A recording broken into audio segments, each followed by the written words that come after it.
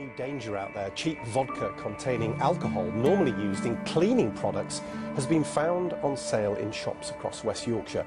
The bottles of illegal booze branded as drop vodka could be lethal. In the UK, almost 100 million bottles of vodka are sold every year. However, vodka is the most easily counterfeited type of alcohol. So in your opinion, did the shopkeeper know that it was a counterfeit brand? Oh, I've no doubt that he knew.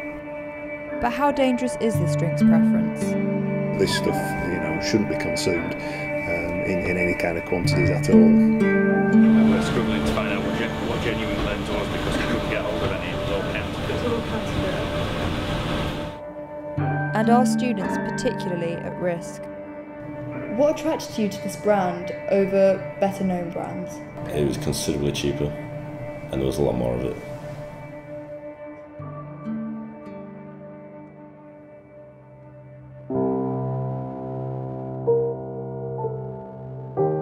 We visited a student house in Hyde Park to talk to a second year student.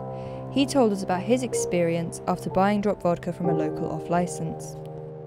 Can you tell us in your own words what happened the night you drank drop vodka? To be honest, I don't really have any recollection of the night.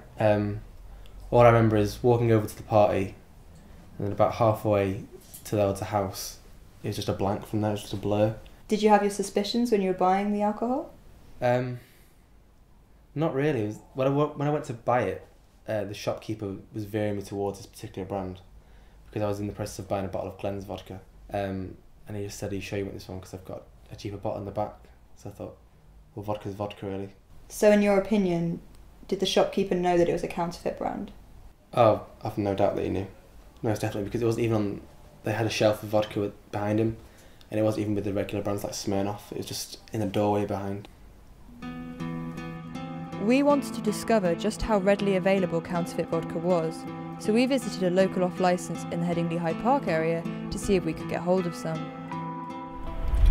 Well, it hasn't taken me long to find something that I believe to be counterfeit vodka in the Headingley Hyde Park area. Just bought this. The price was cheaper than you'd normally pay. The label looks a little bit homemade to me, and it's a brand I've never heard of. It's called AV. On the back, it's supposedly made in Italy, and the ingredients are vodka and natural flavours, which doesn't seem very descriptive. It's only been a month since the drop vodka scandal, and I think they're still targeting students in this area. It seemed to us that students were not only vulnerable, but were in fact being deliberately targeted by alcohol counterfeiters. We hope the West Yorkshire Trading Standards could provide us with some answers as to why this might be and what could be done to protect students. Have you found an increase in counterfeit alcohol sales in certain areas of West Yorkshire? Yeah, I mean, this particular product and, the drop vodka and others like it have sort of cropped up over the last couple of months. And what we're finding is that they are being sold in small independent retailers, and in particular around, the Headingley area. And so one of the things that we are suspecting is that they're being targeted at the sort of student community. What signs should a consumer look out for when purchasing alcohol? If you look at the label, there's no UK address on it, and very often with all counterfeit products, if it hasn't got anything that relates to a UK manufacturing base, that's reason for it to be suspicious. And the other thing is the price of it, of course, is being sold for a sort of fairly cheap price, and that in itself is usually a bit of a giveaway. But I think our most important message is to bring to people's attention the potential health hazards and the fact that this stuff shouldn't be consumed in any kind of quantities at all. We took our AV vodka to the lab to be tested.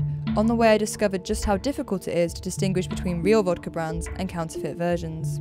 Are you so close to a Glen's vodka? Is that counterfeit? Yep. Oh my god, I've drunk that. Yeah, Glen's is by far the most popular counterfeit. Yeah. Wow.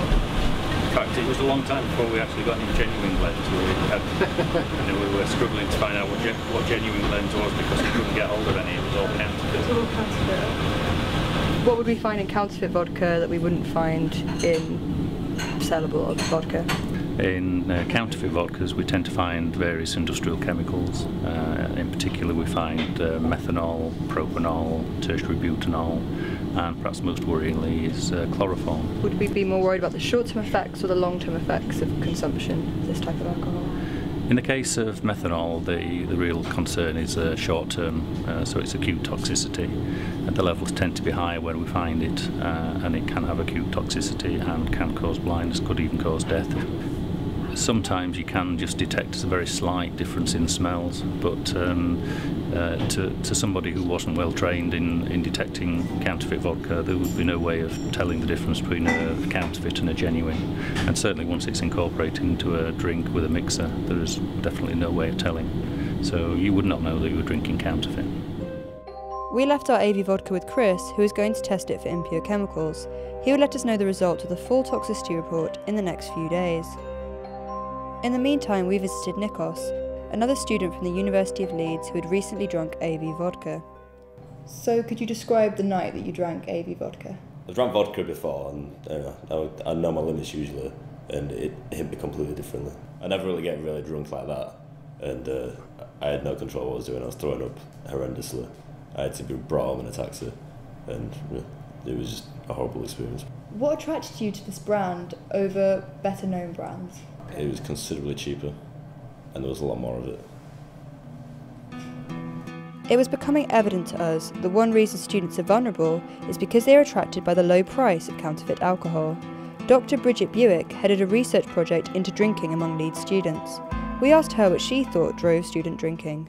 When you ask students how alcohol is impacting on their life, one of the things that students do talk about is the negative impact it has on finance. So cost is going to be a driving force for students, and we know that that's the case through population studies as well. Hi Dave. Hi Katie. Could you let us know the results? Yeah, that's right. Alcoholic strength on this was only 30%, which is obviously well under what was declared on the label. And in actual fact, that's too low to be called a vodka product. In other words, it can't legally be called vodka. The other issues was sort of byproduct chemicals that are in there, so things like chloroform and methanol. It's industrial alcohol that's being bought once it's been through some sort of industrial process. So in other words, it may have been used to in some sort of cleaning process or in some other manufacturing process.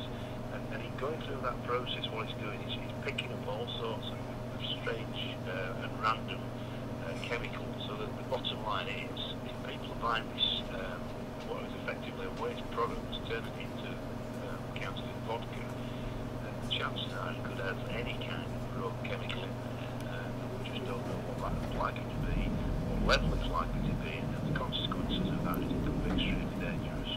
Thanks Dave. Bye. Not long after we discovered the dangers of AV vodka, we received a tip-off that a prominent nightclub in Leeds, belonging to a national chain, was also selling AV vodka. We visited the club ourselves to investigate these claims.